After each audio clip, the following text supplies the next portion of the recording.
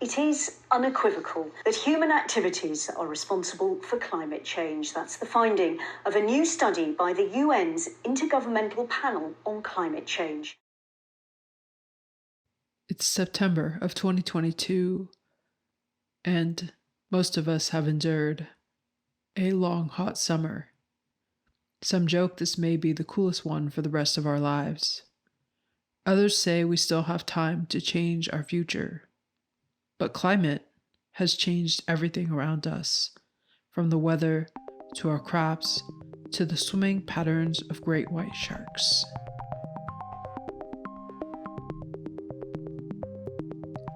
Welcome to the 806, a podcast made possible by the Texas Folklife Community Fellowship, part of the series, The Folklorist Next Door. I am Mónica, Teresa, Ortiz. I grew up in a rural farming community between Amarillo and Lubbock, where we grow cotton, wheat, and corn, where there are cows in nearly every pasture. I come from cowboys, farmers, migrants, people who have worked on the land for decades. I've lived in Texas nearly all my life and know the red dust of Palo Duro Canyon as well as the icy waters of the Frio River. This past summer was one of extremes: drought, heat, flooding, and I wanted to know what people are doing about these changes, starting in my own backyard, the 806, a region that includes the Panhandle and the South Plains of Texas. So I spoke to a few locals to better understand what we are facing now and how we are responding. I did my first story on cotton. I know cotton's a big player out here. I want to hear more about it. And that's whenever I started to hear the issues that they were facing. And I was hearing it directly from cotton farmers. And at the time, I maybe didn't immediately put together this was because of climate change. But as I started writing and doing more research, it just became very clear. And it felt like you couldn't have a conversation about agriculture without climate change. Even though they seem they would be polar opposite issues, they are tied together in a very deep way that affects our economy, that affects our livelihoods, our well-beings, how we dress, how we eat, everything. Journalist Jayme Lozano covers the South Plains and Panhandle for the Texas Tribune. Jayme has reported on agriculture for several years and spoke about what's happening to crops during this drought. You have the hot Texas sun glaring down onto crops and onto the soil. And while it's glaring onto the soil, it's warming that up and drying it out. And so the fact that there's no rain, there's no kind of long-term relief that either the crops or the soil is getting. And that can be what leads to the feedback cycle when the ground is just so hot and so dry that the heat is essentially radiating off of it and evaporating water before it can even reach the ground. If you're in this feedback cycle, the water cannot make it to the soil. And that's actually what I've heard from a lot of producers this year in particular, is that it's just not even reaching it, and they're going to have to try to do a different form of irrigation. This region out here in Texas, not even just the South Plains, but the Panhandle combined, is one of the biggest cotton growing regions, not only in Texas, but for the country. Farmers have tried to think outside the box whenever it comes to the issue. There's a lot of farmers out here who are starting to turn towards regenerative agriculture, which really focuses more on soil health and keeping it to where any bit of water would be fine because the soil itself is healthy and it can get through. Another practice that I have seen is more of that turn towards hydroponics. I asked Jayme how local farmers are addressing or adjusting to climate change from these droughts. In the Panhandle, I think what I've noticed a lot of is that the drought and heat might still be slightly less severe than what's out here in the South Plains. But it's still so severe that it's an issue. I believe the last time that I looked at the drought map, for the most recent drought map, it showed that the Panhandle is going back and forth between exceptional to severe drought. And so that alone is a big red flag because that's where you'll start to see more of the cattle sales. At a certain point, it's just, you have to ask yourself, if you're a rancher or if you're a producer, do you continue to put money into this kind of livestock, into this kind of crop, if it's not going to make it through the summer?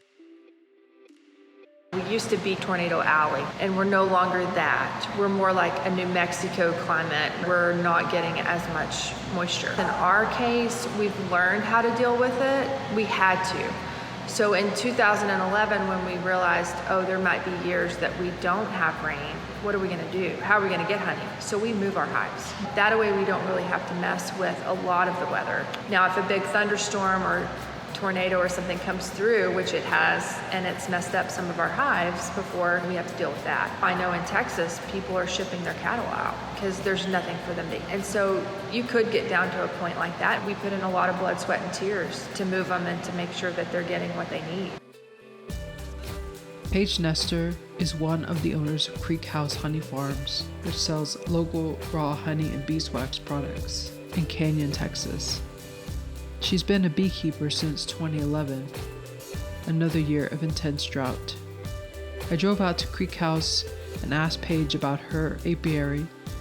Creek House Honey has beehives in Wellington feeding off crops there. We talked a bit about what we have to do to adapt and change. The farmer that we work with told us, it's been a couple years ago, but he said Roundup is no longer effective on his crops. He's having to rethink and go back to 30, 40, 50 years ago when they hired hoe hands to go out and hoe weeds and maybe do some more cover crops to regenerate their soil instead of using a lot of fertilizer. Now, in his industry, just like in our industry, there's still a give and take. You still have to use some things. He had to put down, I can't remember if it was a fungicide or what he was gonna run through his irrigating system. But we looked it up and it was bad for our bees, so he didn't do it because the bees were more important to him than that chemical. So there are some hard decisions they're having to make and we have to make to work together and to survive.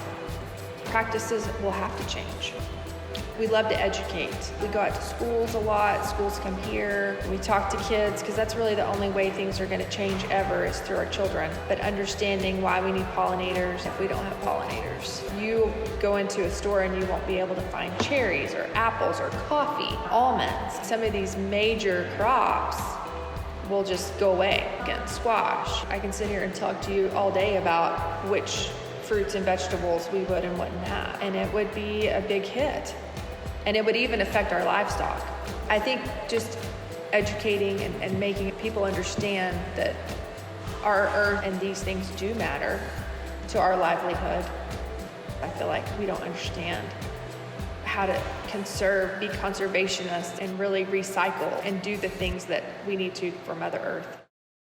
We've now seen 200-year droughts in the last decade and change. That's not super encouraging. The worst drought on record before 2011 is in the 40s or 50s, coming on the back end of the Dust Bowl.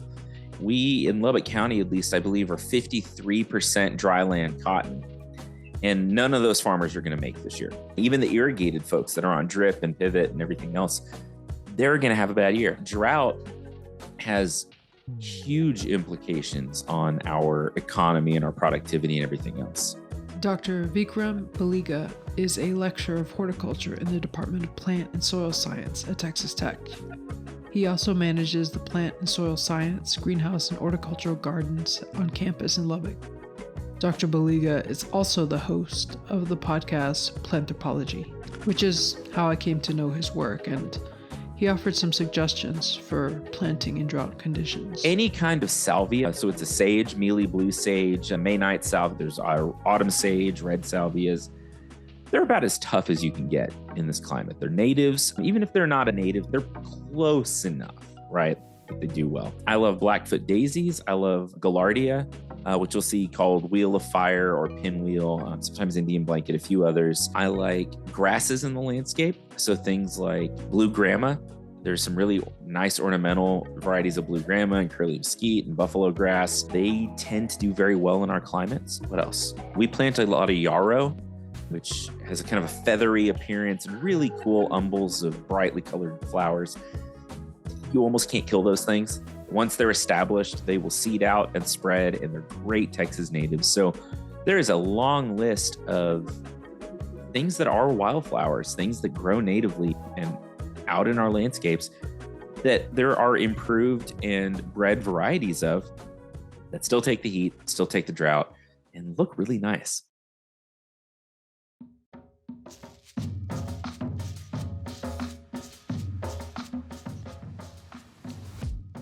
Across Texas, we have been hovering between severe and extreme drought, but in mid-August, huge amounts of rain came and drenched parts of Texas, causing major flooding.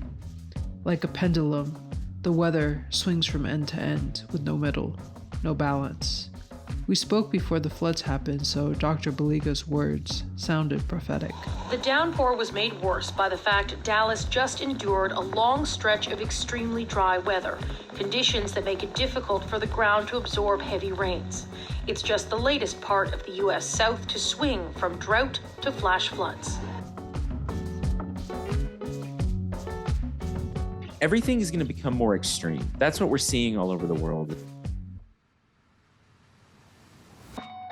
There is this idea, because of how climate change was originally billed and marketed in the late 90s or through the 90s as global warming, that we get a cold day and everyone's like, global warming's not real. I hear that so much, and it's so frustrating because it's not that. It's that the climate changes and we get more extreme weather. So droughts are more persistent. Hot days are hotter. When we do get rain, I would not be shocked to see flooding, right? After it's been so dry. My fear is that we won't get a week of gentle rain that gives us our 3 inches of rain to make up for some of it. We'll get it all in about 8 hours and we'll see extreme flooding. So the challenges we're going to face is, one, as a species, are there ways we can roll back the clock? And the answer is yeah, but are we willing to do it? Right? That's the big question. For me, whenever I see all these debates about climate change, we're asking the wrong question. We shouldn't be asking, is climate change real? Because the data is clear. We should be asking, in my opinion, is, are you willing to do the things necessary to make sure that your grandkids still have water, that your grandkids still have a livable planet? The way we communicate matters. And I follow a lot of climate scientists on Twitter, and they say we should be scared about this, and they're not wrong. They're not wrong. We should be more concerned about this than we are.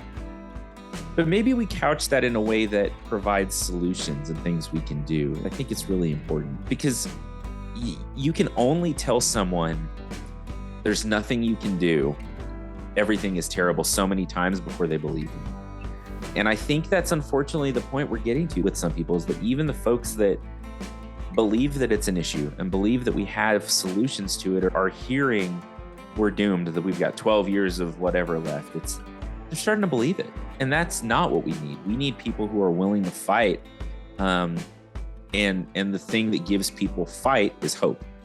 And so we've got to change the way we brand a lot of things. Again, the biggest thing that I would want people to hear is that you have been told that you don't have any power in this, and it's not true. We can't be politically apathetic, because it is going to take policy change to make anything happen. But it doesn't take away the power people have in their own landscapes and in their own homes to make a difference. We've got to start thinking of, how do we play the long game? Because it's not over regardless of what you've been told. This episode was hosted and produced by Mónica Teresa Ortiz, a 2022 Community Folklife Fellow. The Folklorist Next Door is brought to you by Texas Folklife. Our technical producer is J.A. Strub. Our executive producer is Janelle Ramirez. You can learn more about the fellows and their projects at texasfolklife.org. This project is supported in part by an award from the National Endowment for the Arts.